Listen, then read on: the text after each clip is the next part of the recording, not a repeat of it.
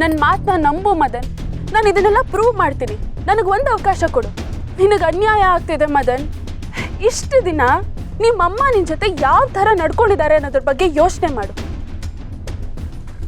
ನಿನ್ನನ್ನು ಅವಳು ಬಳಸ್ಕೊಂಡಿದ್ದಾಳೆ ಹೊರತು ಯಾವತ್ತೂ ಪ್ರೀತಿಸಿಲ್ಲ. ನಾನು ಹೇಳ್ತಿರೋದ್ರ ಬಗ್ಗೆ ಒಂದ್ಸಲ ಯೋಚನೆ ಮಾಡು. ಎಲ್ಲ ಘಟನೆಗಳನ್ನು ನೆನ್ಪು ಮಾಡ್ಕೊ. ನಿನಗೆ ಅವಾಗ ಅರ್ಥ ಆಗುತ್ತೆ ನಾನು ಏನು ಹೇಳ್ತಿದ್ದೀನಿ. ಅಯ್ಯೋ, ನೀನ್ ಹೇಳಿದ್ ನಿಜಾನೇ, ನನಗ್ ಬುದ್ಧಿ ಇಲ್ಲ. ಇಷ್ಟೊತ್ವರೆಗೂ ನೀ ಹೇಳಿದ್ದನ್ನೆಲ್ಲ ಕೇಳಿಸ್ಕೊಂಡು ಇಲ್ಲೇ ಇದ್ದೀನಿ ನೋಡು. ನಿಜವಾಗ್ಲೂ ನನಗ್ ಬುದ್ಧಿನೇ ಇಲ್ಲ. ಮಗು ಹುಟ್ಟಿದ ಮೇಲೆ ನಾನು ಎಮೋಷನಲ್ ಆಗಿರ್ಬೋದು, ಆದ್ರೆ ಎಮೋಷನಲ್ ಫುಲ್ ಅಲ್ಲ. ಇನ್ನು ಮುಂದೆ ಇಂಥ ಸುಳ್ಳುಗಳನ್ನ ಹೇಳ್ಕೊಂಡು ಬರಬೇಡ, ಗೊತ್ತಾಯ್ತಾ?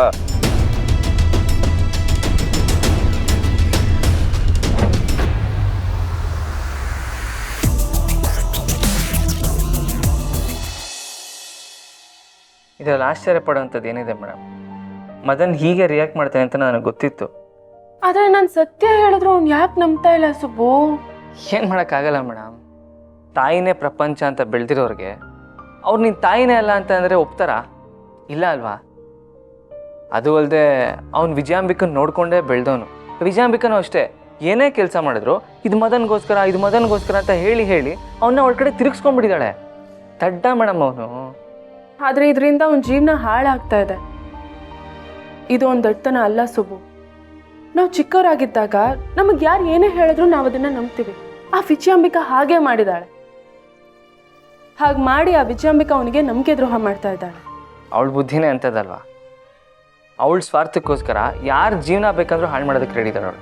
ಆದರೆ ಇದರಿಂದ ತನ್ನ ನಿಜವಾದ ತಾಯಿ ಪ್ರೀತಿ ಅವನಿಗೆ ಸಿಗ್ತಾ ಇಲ್ಲ. ತನ್ನ ತಾಯಿ ಯಾರು ಅಂತ ತಿಳ್ಕೊಳ್ಳೋ ಆಸಕ್ತಿನೂ ಅವನಿಗಿಲ್ಲ. ಏನು ಮಾಡೋಕ್ಕಾಗುತ್ತೆ ಮೇಡಮ್? ಅವ್ನು ಮಾಡಿರೋ ಕರ್ಮಕ್ಕೆ ಅವ್ನು ವಿಜಯಾಂಬಿಕನ ಜೊತೆನೇ ಇರಬೇಕು ಅಂತ ಅವ್ನು ಹಣೆಯಲ್ಲಿ ಬರೆದಿದ್ರೆ ಏನು ಮಾಡೋಕ್ಕಾಗಲ್ಲ. ಅವ್ಳ ಜೊತೆನೇ ಇರಲಿ ಬಿಡಿ. ಇಲ್ಲ ಸುಬ್ಬು, ಮದನ್ ಎಷ್ಟೇ ಕೆಟ್ಟವನಾಗಿರ್ಬೋದು, ಆದರೆ ಅವನು ಒಂದು ತಾಯಿಗೆ ಮಗ. ಆ ತಾಯಿ ತನ್ನ ಮಗುಗೋಸ್ಕರ, ತನ್ನ ಮಗುನ ನೋಡೋದಕ್ಕೋಸ್ಕರ ಎಷ್ಟು ಒದ್ದಾಡ್ತಾ ಇದ್ದಾಳೋ. ತಾಯಿ ಮಗು ಯಾವತ್ತೂ ದೂರ ಆಗಬಾರ್ದು ಸುಬ್ಬು. ಇದೊಂದು ವಿಷಯದಲ್ಲಿ ನನ್ನ ಮನಸ್ಸು ಕೊರಗುತ್ತೆ ಸುಬ್ಬು. ಯಾಕಂದ್ರೆ ತಾಯಿ ಪ್ರೀತಿಗೋಸ್ಕರ ನಾನು ಒದ್ದಾಡಿದ್ದೀನಿ. ಆ ಅನುಭವ ಹೇಗಿರುತ್ತೆ ಅಂತ ನನಗೂ ಗೊತ್ತು. ಮೇಡಮ್ ನಿಮ್ಮ ಪರಿಸ್ಥಿತಿ ಬೇರೆ, ಅವನ ಪರಿಸ್ಥಿತಿ ಬೇರೆ. ನಿಮಗೆ ತಾಯಿ ಯಾರು ಅಂತ ಗೊತ್ತಿರಲಿಲ್ಲ, ಹೌದು. ಆದರೆ ಬೇರೆ ಯಾರೋ ಬಂದು ನಿಮ್ಮ ತಾಯಿ ಅಂತ ಹೇಳ್ಕೊಂಡಿಲ್ಲ ಅಲ್ವಾ? ಇಲ್ಲ, ಅದೇ ತಾನೇ ಆಗಿರೋದು. ವಿಜಯಾಂಬಿಕಾ ಅವಳೇ ಅವನ ತಾಯಿ ಅಂತ ಚಿಕ್ಕವನಿಂದ ಹೇಳ್ಕೊಂಬಂದ್ಬಿಟ್ಟಿದ್ದಾಳೆ. ಮೋಸ್ಟ್ಲಿ ಈ ವಿಷಯ ಗೊತ್ತಾಗಿ ಅನ್ಸುತ್ತೆ ಮೇಡಮ್, ಮೋಕ್ಷ ಮದುವೆ ಮಾಡ್ಕೊಂಡು ಹೋದವಳು ವಾಪಸ್ ಬರಲೇ ಇಲ್ಲ. ನಾನು ಮೋಕ್ಷಂಗೆ ಕಾಲ್ ಮಾಡಿದ್ದೆ ಸುಬ್ಬು. ಅವಳಿಗೆ ವಿಜಯಾಂಬಿಕಾ ಬಗ್ಗೆ ಮಾತಾಡೋದಕ್ಕೆ ಇಷ್ಟ ಇಲ್ಲ. ಅದಕ್ಕೆ ಅವಳು ಈ ದೇಶನೇ ಬಿಟ್ಟು ಫಾರಿನಲ್ಲಿ ಸೆಟ್ಲ್ ಆಗಿಬಿಟ್ಟಿದ್ದಾಳೆ. ಹಾಗಂದ್ರೆ ಅವಳಿಗೆ ಪಕ್ಕ ಈ ವಿಷಯ ಗೊತ್ತಿರುತ್ತೆ ಮೇಡಮ್. ಮದನ್ಗೆ ಅವಳ ಬಾಯಿಂದ ಏನಾದರೂ ಹೇಳ್ಸಿದ್ರೆ ಆಗುತ್ತಾ? ಇಲ್ಲ ಸುಬ್ಬು, ನಾನು ಅವಳಿಗೆ ಕಾಲ್ ಮಾಡಿ ಈ ವಿಷಯ ಮಾತಾಡಿದ ತಕ್ಷಣ ಅವಳು ಫೋನೇ ಕಟ್ ಮಾಡಿ ಬ್ಲಾಕ್ ಮಾಡಿಬಿಟ್ಲು. ಮತ್ತೆ ಟ್ರೈ ಮಾಡಿದ್ರೆ ಫೋನೇ ಕನೆಕ್ಟ್ ಆಗ್ತಿಲ್ಲ. ಫೋನ್ ನಂಬರ್ ಚೇಂಜ್ ಮಾಡಿಬಿಟ್ಟಿದ್ದಾರೆ ಅನ್ಸುತ್ತೆ ಸುಬ್ಬು. ಅವಳು ಕಾಂಟ್ಯಾಕ್ಟೇ ಇಲ್ಲ. ಮತ್ತೆ ಬಿಡಿ ಮೇಡಮ್, ಅವನಿಗೆ ಈ ವಿಷಯ ಗೊತ್ತಾಗಬಾರ್ದು ಅಂತ ದೇವರೇ ನಿರ್ಧಾರ ಮಾಡಿದರೆ ಏನೂ ಮಾಡೋದಕ್ಕಾಗಲ್ಲ. ಹೀಗೆ ಇದ್ಬಿಡ್ಲಿ.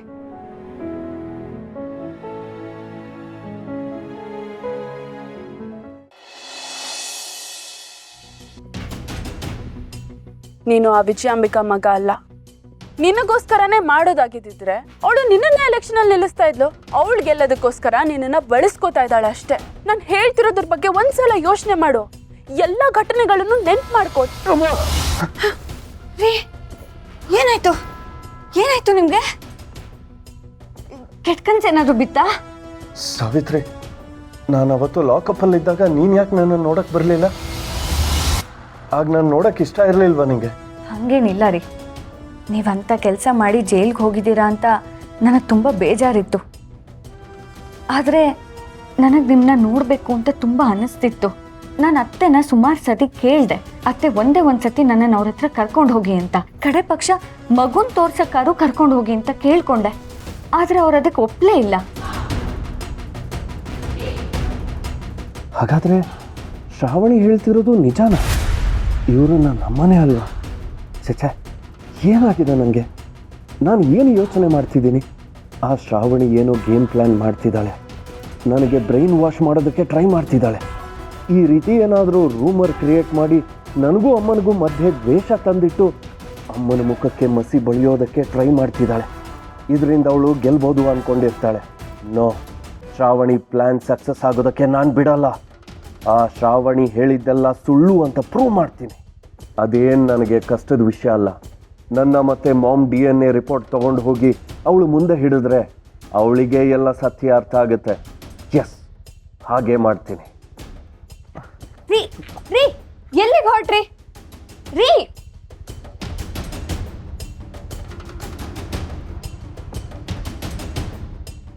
ನೋಡಿ, ಇಲ್ಲಿವರೆಗೂ ಎಷ್ಟು ಖರ್ಚಾಗಿದೆ ಅಂತ ನನಗೆ ಸ್ವಲ್ಪ ಡೀಟೇಲಾಗಿ ಹೇಳಿ.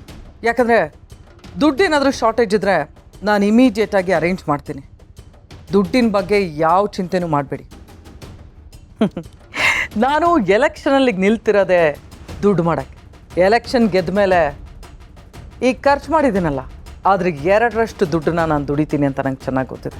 So don't worry about money. ಎಲ್ಲ ಏರ್ಪಾಡು ಕರೆಕ್ಟಾಗಿರಬೇಕು ಅಷ್ಟೇ. Got it? Okay, see you. ಮಾಡಿ ಬಾ, ಕುತ್ಕೋ.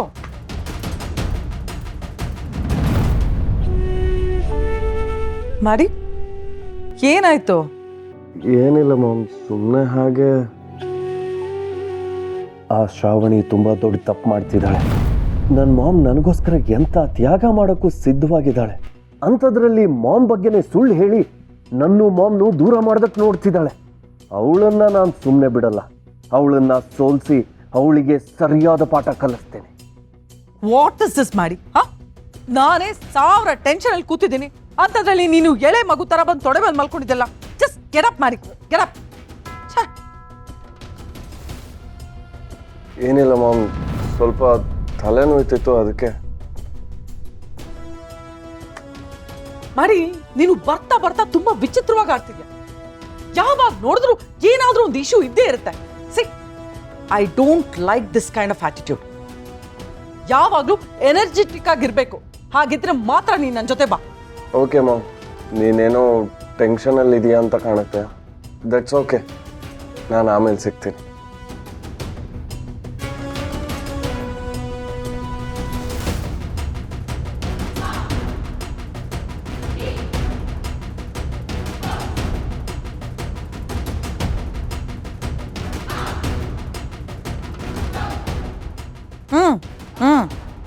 ಓಕೆ, ನಾ ಕೇಳ್ತೀನಿ.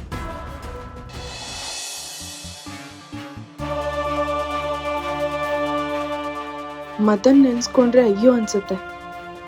ಅವನ ಬಗ್ಗೆ ಅನುಕಂಪ ಪಡ್ಬೇಕು, ಕೋಪ ಮಾಡ್ಕೋಬೇಕು, ಒಂದು ಗೊತ್ತಾಗ್ತಾ ಇಲ್ಲ.